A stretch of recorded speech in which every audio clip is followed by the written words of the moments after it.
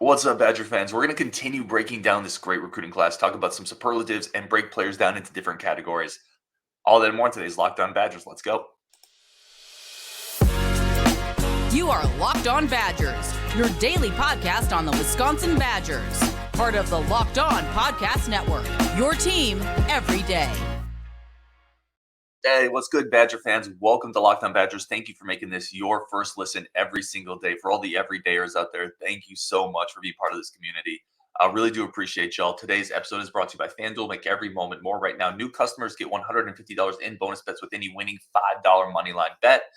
That's $150 if your team wins. Visit FanDuel.com/locked-on to get started. All right, I wanted to do some superlatives, breaking into categories. I want your list too. The follow-up to this show is going to literally just be your lists. So I'm going to ask in the comments, rank out your players in these categories. I'll probably put it in the Discord as well if you're in there. What we're going to do is take a couple superlatives and list 5 players in each category. You guys, again, let me know where you're at on this. Let me know your list, and we'll do an entire show just on that. What we're going to do today is biggest recruiting wins, most important commits, play early, freakiest athletes, biggest upside, not getting talked about enough. All right, let's get into this. So let's just start with biggest recruiting wins. Again, throw your top 5 in the chat, in the comments, wherever you're at. Here are my top 5 recruiting wins of this cycle, starting at 5, working my way up. Number 5 is Kevin Haywood. So that was a huge win. And if you remember back to where that momentum on that offensive line was, there were concerns about Bicknell Jr. a little bit, right? We had missed on a couple offensive linemen. Penn State had taken a couple guys. This is a out-of-state 4-star blue chip kind of tackle type of a prospect that had a lot of blue blood schools after him, Penn State in particular, right? To be able to go in, lock down a 4-star offensive tackle out of state with a legitimate offer list, that's a huge recruiting win. And because it happened a while ago, we don't talk about it as much as some of the more recent ones. But don't forget that's a big one. That was pulling in a big fish from the sea. Number 4, Ernest Willard Jr., the highest ranked composite player in the class, out of state defensive lineman, mega blue blood offer list. I think Wisconsin played a part in getting him to cancel his Ohio State visit. I mean, just name the reason. Any one of those individually, out of state 4-star defensive lineman. Yeah, that's an enormous recruiting win. Oh, a guy with that offer list, regardless of position, that's an enormous recruiting win. A guy with that ranking, regardless of position, that's a huge recruiting win. To be able to go out and nail the biggest position of need against a mega blue blood offer list for a guy who has quite a bit of upside at the defensive line spot. Ernest Willard Jr. is my number 4 recruiting win of this cycle. It was just an enormous get on signing day for the Badgers. Number 3, Dylan Jones. So I know a lot of people go back and forth with Dylan or Dupree on this one. The reason to me Dylan is a more impressive recruiting win is you got him to commit. And I'm defining recruiting win by just the difficulty of winning the recruitment. Okay. Just for clarity there. The reason Dylan is a higher, bigger, tougher win for me than Dupree is you got him to commit with 2 other running backs. When Dupree came on board, it's a lot easier to convince someone you're coming in to be the dude, the stud, the star, the 1A, right? The foundation. Well, there were 2 dudes with Dylan, and you're still like, no, forget all those blue blood offers you got. You're out of state player. Come to Wisconsin and be part of a 3-man running back class. Now, I'm going to get into Dupree a little bit later, and I think there's some reasons why they were able to make this work specifically, but that's a really tough battle, and it's one of the reasons the Badgers were discounted a little bit in that battle because people said there's already 2 running backs there. You're not going to go get Dylan Jones and add to that. He's not going to want to go there. He's not going to want to play in a 3 running back class. Well, turns out it's a big recruiting win because he did and he will, and they did it. So Dylan Jones is my number 3 recruiting win. Number 2, Emilio Agard. Listen, there's just no way to sugarcoat it. This is a battle Wisconsin doesn't normally win, right? There was a tremendous amount of offers, of interest in Emilio. Again, the Philly kid coming out of Pennsylvania, so not a local player, and could have gone to any number of blue blood schools. You know, there was interest from Ohio State, Bama, Georgia, Tennessee, Clemson, and Wisconsin was able to come in, break through an initial list. He wasn't even on his initial list. Wisconsin just kept hammering away at it and eventually secured the commitment for one of the best cornerbacks in the country. All-American, really big win. I think Emilio Agard to me is my number 2 biggest recruiting win. And number 1, we've talked about it a ton. I'm not going to relitigate it too much, but it's Xavier Lucas, right? Keeping a Florida high school quarterback that Miami wanted out of Coral Gables. It's a tremendous win. So that's my number one recruiting win. Again, throw your top 5 recruiting wins in the chat. Let's go to most important commits now, because this is different than recruiting wins. Who are the most important commits in this class? Again, starting at 5, working my way up. Number 5 again is Kevin Haywood. I had him on the last cycle. I just think, hey, you need a prototypical tackle in this class. You needed one. Some of the guys on the current roster haven't really lived up to that status. Some of the tackles on the current roster. And you needed a win at that point on the offensive line side. But Jack Bicknell Jr. needed a win. You needed to show Penn State that they couldn't just come in and roll over us in recruiting. And they did that with Kevin Haywood. Number 4, Anelu Lafayette. You're talking important recruiting wins. How about an edge disruptive player, right? You look at the roster. We've talked about this a ton too. You needed that guy. You needed a player from out of state who can bring some juice to that front 7, who can upgrade the athleticism. They got him early. The new staff flipped over from the old staff and continued that interest. We're able to kind of re-secure those communications and those relationships. That's a big win to get a player like that out of state after a coaching transition and a really important piece at a really important position of need. Number 3 to me is Willer Jr. Again, for all the reasons we talked about, defense line is such a need that when you talk about most important commits, getting him locked in, it's so important, right? You need more bodies, more athletes, more size, more talent on that front 7. So getting him was enormous. And then the top 2 we've talked about a bunch. My number 2 most important commit in this class is Xavier Lucas, and my number 1 is Mabrey Mettauer. It's the quarterback, right? When you're talking who's the most important player of a class, it's always going to be the quarterback. It has to be, because on the chessboard, that's your king, right? That's your queen, kind of depending on, the queen is actually more powerful, but the king is more important. I don't know. Either way, the most important commit in this class is Mabrey, right? He represents the highest upside. He represents the path to be the biggest impact player in the class because of his position, because of his physical tools. So those are my 5 most important commits. I went Haywood, Lafayette, Willer, Lucas, and Mettauer. Again, let me know your 5 most important. We'll play early. Here's my list. My top 5 guys that I think will play early. Number 5 is Darian Dupree. I'm just going to go through the list, then I'll get into the reasons. Number 4 for me is Grant Steck. Number 3 is Thomas Heiberger. Number 2 is Dylan Jones. And number 1 is Emilio Agard. So I have 2 running backs listed on this. And here's what I think is going to happen. I think if you get 2 4-star-ish running backs with those offer lists, they both are coming in knowing that they're going to play.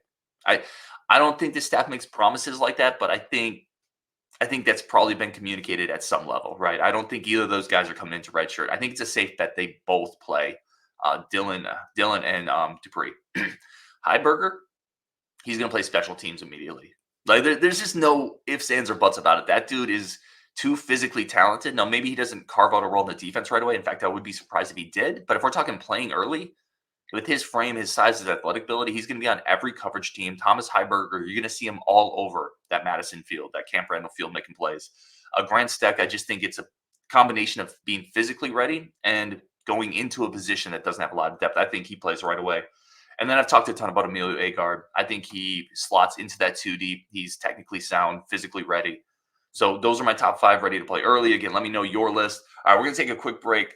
For our friends of the show, coming back, we're going to talk about who I think has the biggest upside in this class, the 5 biggest upside players, plus 5 guys who aren't getting talked about enough. That's coming up next on Locked On Badgers. But first, a quick break for our friends of the show over at LinkedIn. And what a great time to talk about our friends at LinkedIn, who are all about acquiring talent, finding the right pieces. And that's what we're doing on recruiting. So LinkedIn helps you do that on the professional side, and they make every hire feel smoother, easier, more efficient, which is exactly what you need, because that'll save you time, that'll save you money, that'll save you headaches.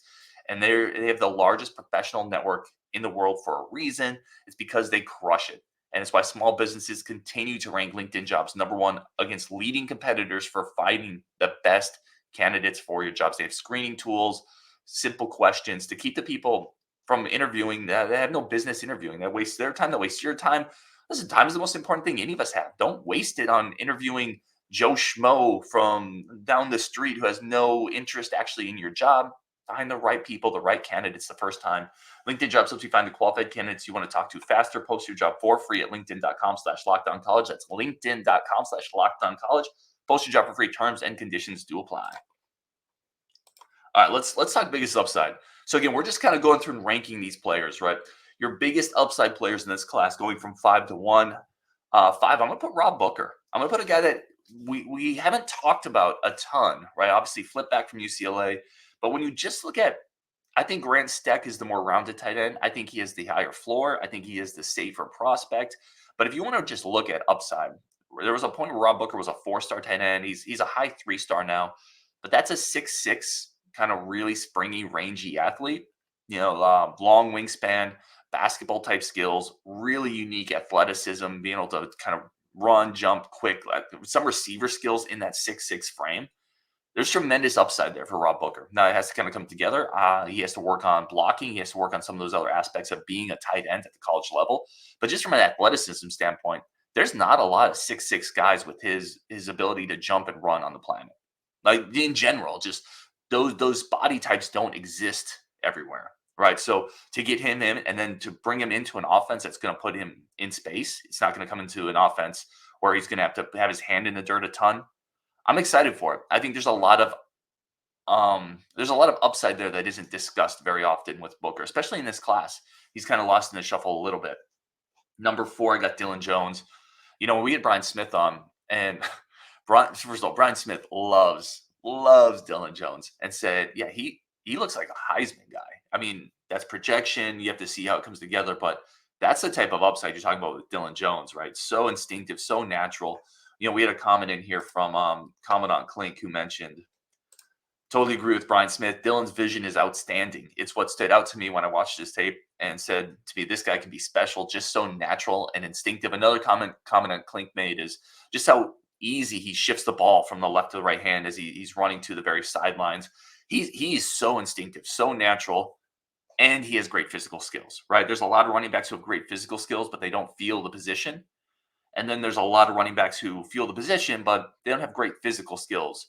Dylan Jones merges those two, and he's dynamic because of it. So tremendous upside for Dylan Jones. I think he's running back 1 for me in this class. I know some people prefer Dupree. I love them both. They're going to be used complementary, but I think when we're talking upside, Dylan is more the complete package. Number 3, I have Xavier Lucas. Again, this list is full of Lucas, but it's for a good reason, right? This show, is full of Lucas, but it's for a good reason.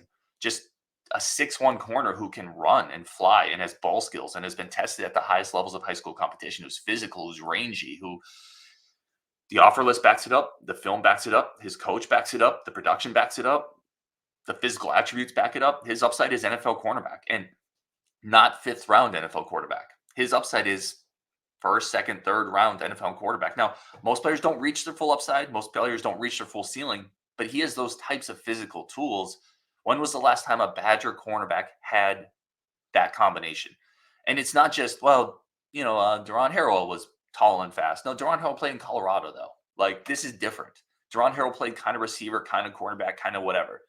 This is different. This is a guy coming from American heritage in Fort Lauderdale, playing cornerback against those receivers and holding up on islands. It's different. He's different. And what a big get.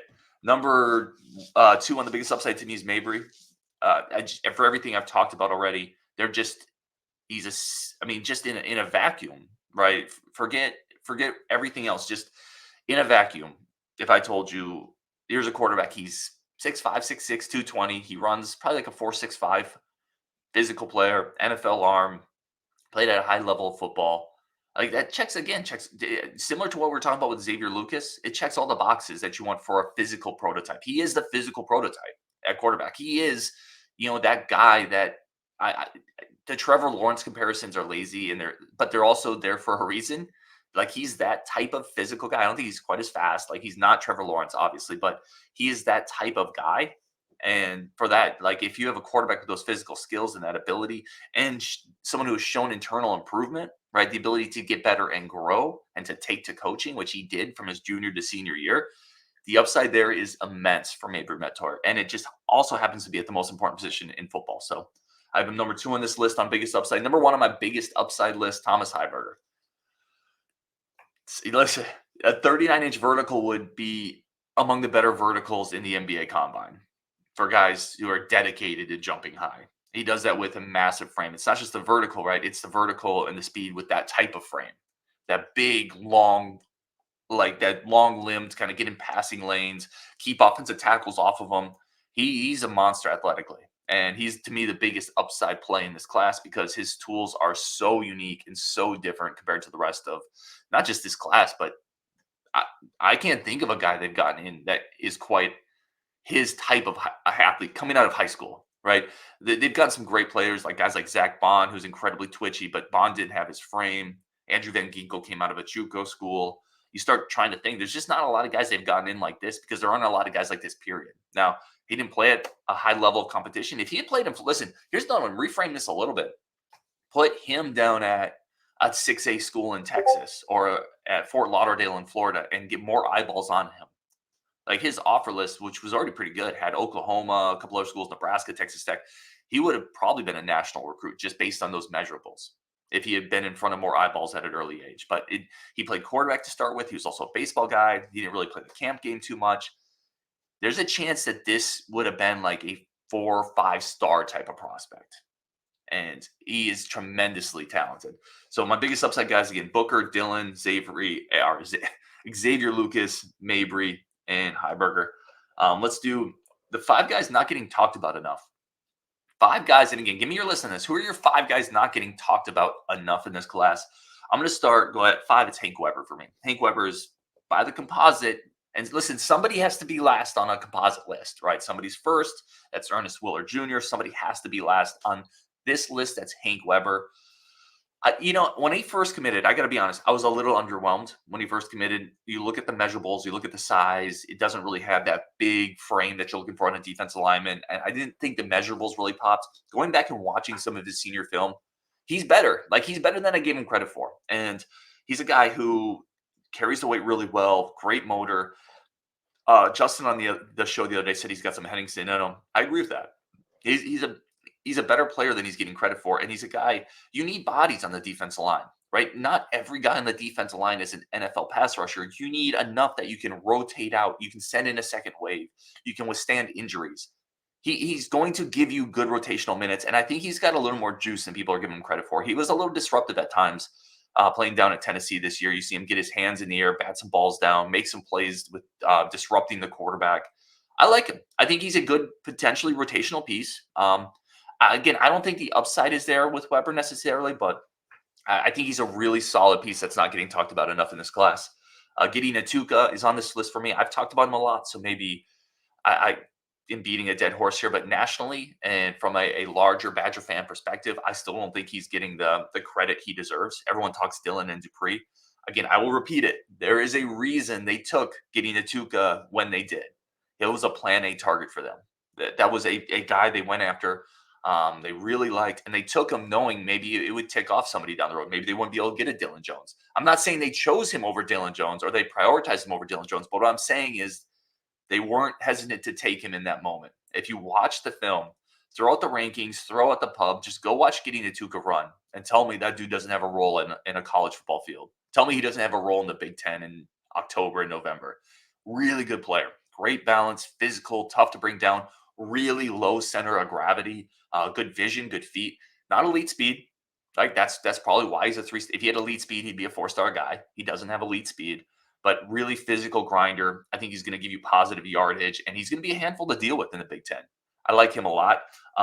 Derek Jensen. Let's talk about Derek Jensen for a minute. A guy who, from a ranking standpoint, in the composite, he ranks higher than Darian Dupree. He's one of the better. I think he's an 87, 88 in that composite ranking. But nobody really talks about him, right? They talk about Mandel. They talk about Haywood. Jensen is a good player, man. Coming out of Arrowhead, obviously a good get. Someone you want to keep in state anyway. He's got the requisite size, 6'6", 310. Really remade his body. Had his coach on. His coach raved about him.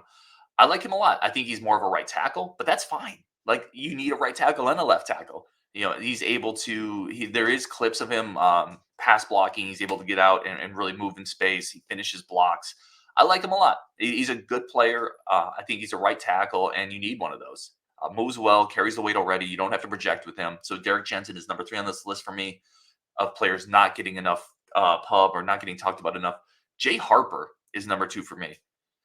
Again, this is similar to Jensen. This is similar to Atuka. Jensen gets lost a little bit in the Haywood, Emerson, Mandel buzz. Gideon Atuka gets lost a little bit in the Dupree, Dylan Jones buzz. Well, Jay Harper gets lost in the Emilio Agard and Xavier Lucas buzz. But Jay Harper is a 6-foot cornerback who can run. He's versatile. Some of his best clips too are on special teams. It's showcasing his versatility, his athleticism, his explosion. He's got really good hands. They used him some on offense this year. He's just a weapon. He's a versatile athlete, size, speed, good length. Will come up and pop you. In a lot of years, he would be the cornerback we're most excited about. That just speaks to how good this cornerback room is. But Jay Harper's a baller. I like him a lot of upside. And number one for me is Ryan Cory. Again, a player that seems like he's getting lost in the buzz of some of the other offensive linemen. Cory is a guard. He's not going to play anything else, but he's powerful. He's quick, really mobile as a guard, can get to that second level, wall guys off. I like him a lot. And again, I've been a fan of finding some players that are more suited to play guard, right? Not every guy you bring in has to be a 6'7" tackle.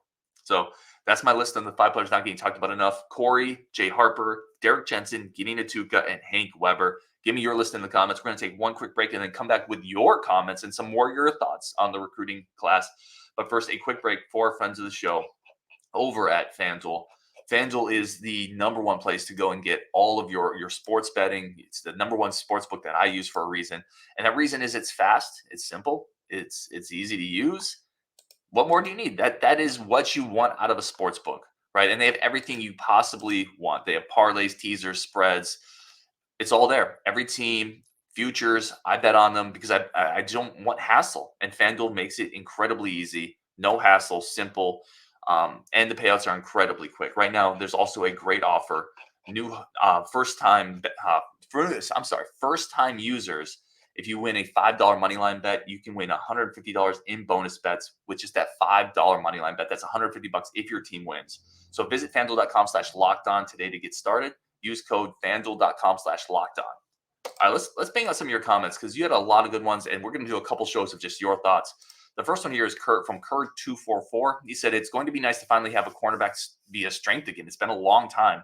Wisconsin has had more cornerback wins in 2 cycles than they did in the previous 20 years. I would have to go back and look at that, but you're probably not wrong, right? You look at we talk about a lot about this year, but look at last year. DeCluna coming in, Amari Snowden coming in. There's talent. I still like Jace Arnold too. Jace Arnold has wheels. He's not as refined, but he has physical speed. So yeah, they've had a lot of talent come in, and in a couple years, now they got to keep stacking it. We talk about that a lot, but in a couple years, this could absolutely be a position of strength for the Badgers. And how amazing would that be, right? To go from where we were with the 5'10-ish cornerbacks that are really good technicians and play well in zone to having a couple guys like Xavier Lucas and Amari Snowden and Jay Harper and Emilio Agard, like NFL type prospects, maybe a couple of them. And you need that to compete. That's not a want. That's a need. To compete at the highest level, you need to have that. So yeah, I agree with you, Kerr. I'm excited about it. Logan Thorpe said, Fickell said all 3 running backs will play next year. Heiberger will play in Dylan Johnson. Let's go, Dylan. I love Dylan. Dylan's going to play. I don't know how you're going to get all 3 running backs to play, to be honest. I think because Ches is coming back, which is a huge win for the Badgers. You still have Aker, you have Yakimelli, you have Nate White. I'm not saying any of those guys necessarily need reps, but they're there. So you're 4 or 5 deep already. You're bringing 3 guys in. I just don't see how 3 running backs get consistent reps next year. Now, maybe if we're talking in special teams, it works. Although Gideon Atuka is not really a guy that's going to be a special teams guy necessarily. With he doesn't really have the frame for that. I don't know. We'll see. I wouldn't say impossible, but I don't know. I'm not sure. Vast Leap says it's a bit unfair, but when I watch Dylan Jones, he reminds me of Alvin Kamara with his great lower body balance and strength. Yeah, I don't know if I see the quickness with Dylan. Kamara is just so cat quick, but I do like the body balance and the strength and just how smooth they run. I think that is an interesting comparison there. The guy Isaiah Wolf says, don't sleep on Atuka. I'm not. The rest of them are. I love me some Gideon Atuka. You know that. This is from Mr. October. He said 247 gave Mettauer an 87 rating over a year ago and never changed it. No more recent evaluation. How lazy. Not like he was hidden away somewhere. Yeah, I agree. Now, again, I don't want to belabor it, but rankings do exist for a reason. Like get them right. Try to do a better job. There's no reason he's a 3-star quarterback, in my opinion.